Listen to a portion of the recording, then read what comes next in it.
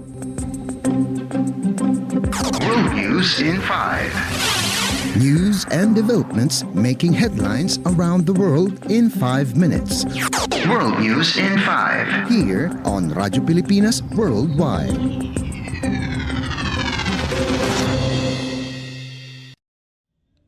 Good day. This is World News in 5 here on Radyo Pilipinas World Service.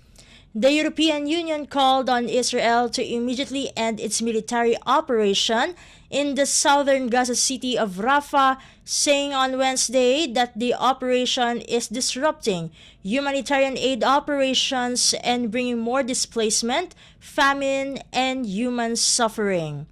The statement from EU Foreign Policy Chief Joseph Borrell notes Israel's right to defend itself, but says Israel must follow international law and protect civilians.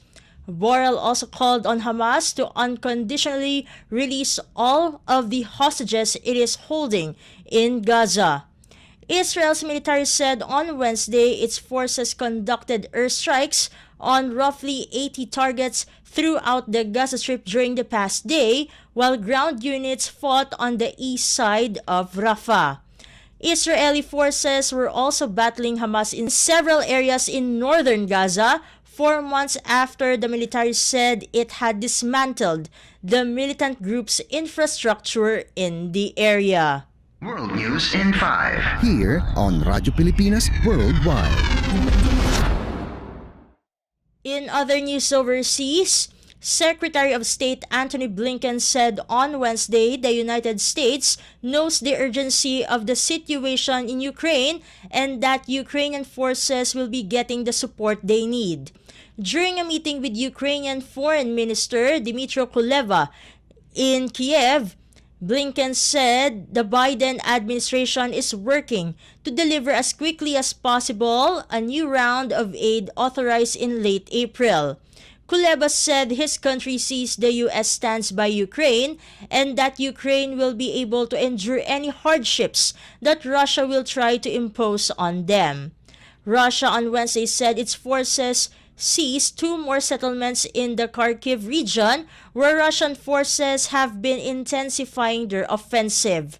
The Russian push in northeastern Ukraine prompted Ukrainian President Volodymyr Zelensky's office to announce on Wednesday the cancellation of all of his upcoming foreign visits. Before their talks, Kuleba and Blinken laid wreaths at the Wall of Remembrance in Kiev.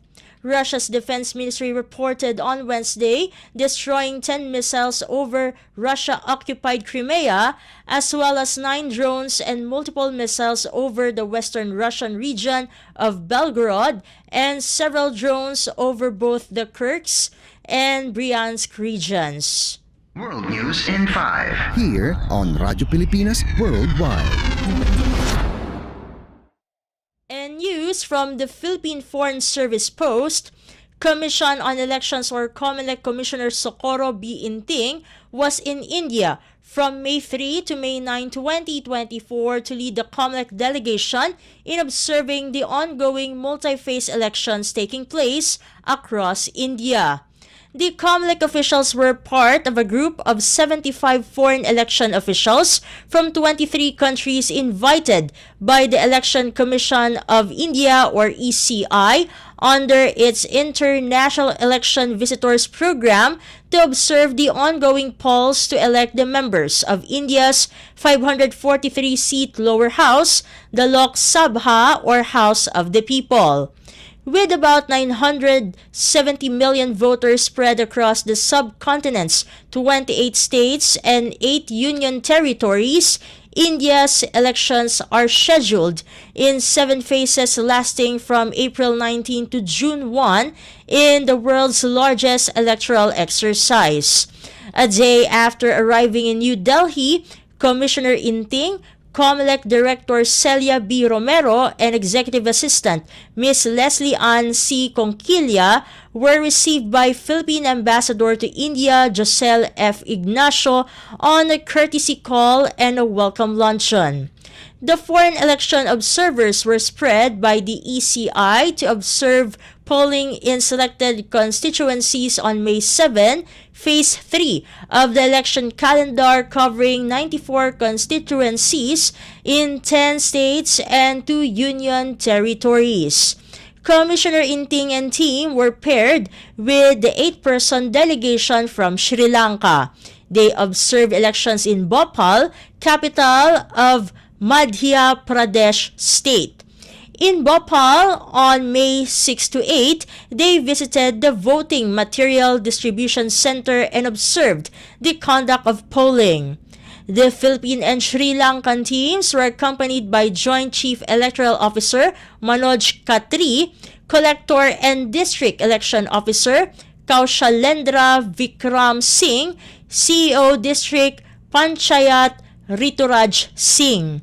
They were briefed on the election process as and key elements and processes of the exercise, the electronic voting machine or EVM, the voter verifiable paper audit trail or VVPAT, polling team formation and voting material distribution, monitoring, and security.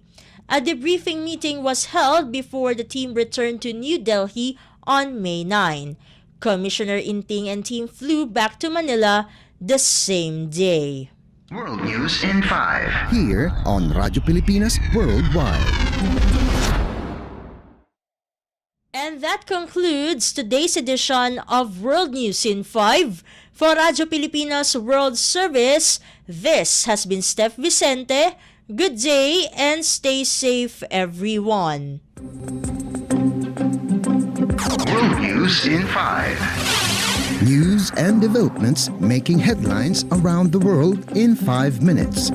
World News in 5. Here on Radyo Pilipinas Worldwide.